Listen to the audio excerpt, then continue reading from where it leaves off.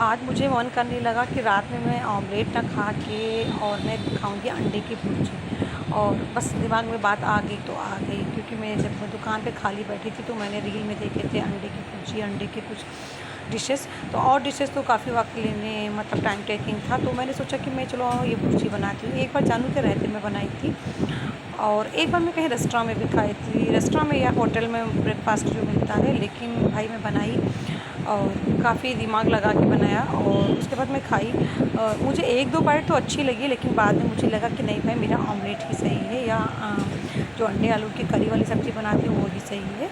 और फर्स्ट एक दो बाइट में तो सबको सब कुछ अच्छा लगता है, लेकिन जिस चीज़ को पूरा खाने के बाद में, खाना ख़त्म होने के बाद ना थोड़ा अजीब सा मन होने लगे, तो वो खाना नहीं अच्छा है। और फिर नेक्स्ट मॉर्निंग आ गई, और सोना के लिए मैं रात में ही ला के ये बम्बू के बास्केट में मैं रख देती हूँ उसका सामान। ये बास्केट इन्हीं के लिए लेके आई हूँ, और इसमें इनके जो फ्रिज में से बाहर रखने वाले सामान होते हैं वो मैं रख देती हूँ। और वैसे तो मैं इनको दे देती थी रोज़ रात में ही ले जाके सारी चीज़ें इनके खाने की, लेकिन रोज़ ये अपनी मम्मी के यहाँ चली जाती हैं, तो मैं अपने घर पे ले आती हूँ और यहीं पर रख देती हूँ। अगर ये रात में आएँगी तो ये ले जाएँगी, नहीं आएँगी तो ये रखा रहता है। और फिर मैं सोना के लिए बनाने लगी पनीर के पराठे, क्योंकि मम्मा बेटा 2-3 दिन से ना ही ब्रेकफास्ट सही से कर पा रहे थे, ना ही खाना सही से खा पा रहे थे, किसी चीज़ में टेस्ट नहीं मिलता था। तो इसलिए आज मैंने अपनी सोना के लिए, कल ही मैंने सोच लिया था कि मैं पनीर के पराठे बनाऊंगी, ताकि मेरी सोना को खाने में अच्छा लगे। पनीर का पराठे का रेसिपी ये होता है ना कि इजी होता है, और आलू के पराठे में बहुत ज़्यादा टाइम लेता है, और आलू का पराठा काफ़ी हैवी भी हो जाता है। तो इसलिए पनीर का पराठा लाइट रहता है और बनाने में भी आसान होता है ना, तो इसीलिए मैं पनीर का पराठा बनाई और काफ़ी टेस्टी लग रहा है। और सोना भी काफ़ी मीन्स मज़े लेके खा रही है, तो मम्मा को बहुत अच्छा लगा। और मैं आज इसीलिए कुछ डिफरेंट करने के लिए चने की दाल बनाऊंगी, क्योंकि कोई भी सब्ज़ी 5 या 6 दिन से नहीं खाई जा रही है, तो इसलिए आज मैं चने की दाल बनाऊंगी। तो आज मैं सोच रही हूँ कि जिस हिसाब से मैं हमेशा बनाती हूँ चने की दाल, तो उससे थोड़ा अलग हट के बनाऊँगी। और इस वैसे मैं हमेशा चने की दाल में नमक, हल्दी और कुछ सब्ज़ मिर्च डाल के बॉयल कर लेती थी, लेकिन आज मैंने इसमें नमक, हल्दी, अदरक, लहसुन, प्याज का पेस्ट और कुछ प्याज के स्लाइसेस डाल के इसको बॉयल कर रही हूँ। और इस तरीके से बना के देखती हूँ कि फिर ये अच्छा होता है, क्योंकि देखने में लगता है कि जिसमें ज़्यादा मसाले पड़े होंगे, ज़्यादा जिसमें एहतमाम किया जाएगा, तो वो ज़्यादा टेस्टी होगा। तो इसलिए मैं इसको देखती हूँ कि हो सकता है ज़्यादा टेस्टी हो। वैसे मेरी हाथ की बनाई हुई, मेरी तरीके से बनाई हुई दाल भी किसी तरीके से कम नहीं होती थी, बहुत ही लजीज होती है, और सब लोग बहुत पसंद करते हैं, इतना कि मटन को भी रिप्लेस कर देगा, इतना अच्छा मैं बनाती हूँ। लेकिन आज नए तरीके को एक्सपेरिमेंट कर रही हूँ, फिर देखती हूँ क्या होता है।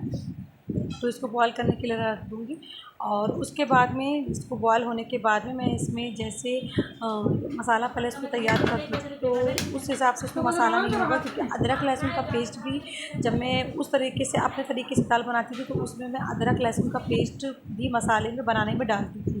और इस बार में मैं अदरक लहसुन का पेस्ट नहीं डालूँगी, सिर्फ थोड़ा सा मीन्स खड़े गरम मसाले जैसे तेज पत्ता, बड़ी इलायची, ज़ीरा डाल के छौंक लगाऊंगी, और उसके बाद में इसमें प्याज के छौंक लगाऊंगी। उसके बाद में मैं बस डायरेक्ट टोमेटो डाल दूंगी, तो इसमें टोमेटो को काफ़ी देर तक गलाना पड़ेगा, और इसमें खुद का ज़ोर आजमाना पड़ेगा टमाटर को गलाने के लिए, क्योंकि जैसा कि आप लोग जानते हैं मेरे पास बाकी बेहद कमी होती है। और फिर इसमें नमक, मिर्च, हल्दी ऐड करूँगी, और थोड़ा गरम मसाला ऐड करके बनाऊँगी।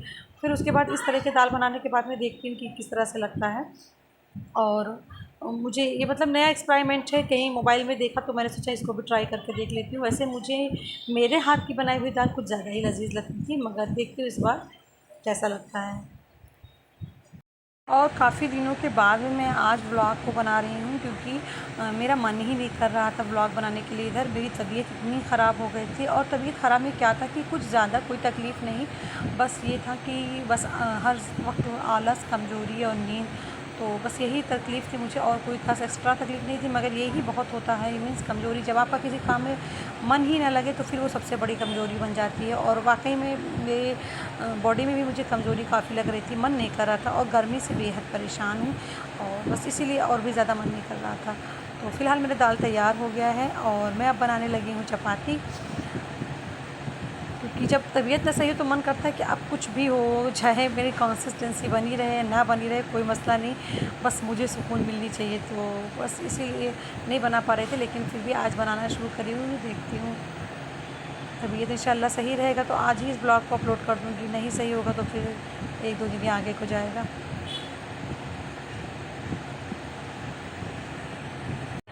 और मुझे कोई ज़्यादा चपाती बनानी भी नहीं होती है। दोनों टाइम के ऐड करके मुझे बस 8 चपाती 7 चपाती बनाती हूँ। उसमें 1-2 चपाती तो मैं एक्स्ट्रा ही बना लेती हूँ, क्योंकि नीचे वाली चपाती तो वो हमेशा आप लोग अवॉइड करते हैं। और अब मेरी चपाती भी बन गई और दाल भी बन गया, चावल भी बन गया है और मैंने किचन भी साफ़ कर दिया है। और इसके बाद में मैं दौड़ लगाऊंगी अपने एक्सरसाइज़ की तरफ। एक्सरसाइज़ करने के बाद में फिर वही शावर और शॉप दौड़ना होगा। तो बस ये रोज़ की रूटीन यही करना होता है। कुछ थोड़ा सी डिफरेंट करना चाहती हूँ, लेकिन ज़िम्मेदारियाँ इतनी हैं कि कुछ हो ही नहीं पाता है। लेकिन इंशाअल्लाह ज़रूर कुछ डिफरेंट, थोड़ा वही बाहर निकलूँगी तो मन को थोड़ा अच्छा लगेगा। थोड़ा डिफरेंट होकर जब लौट के आओ अपनी शॉप पे, अपनी रूटीन पे, तो काम करने में मन भी लगता है। तो फाइनली मैं अब अपने शॉप पे पहुंच गई हूँ और शॉप पे पहुंचने के बाद मैं थोड़ी देर शॉप की देख रेख करूँगी और उसके बाद में मैं जाऊँगी। फिर 6 बजे से डॉक्टर मामू मेरे बैठेंगे जिनको मुझे दिखाना है, क्योंकि आज मैं सुबह से ही प्लान कर ली थी, आज ही नहीं मैं यस्टरडे से ही प्लान कर ली थी कि मैं जाके डॉक्टर को दिखाऊँगी, फौरी तौर पर यहाँ पर दिखा लूँगी।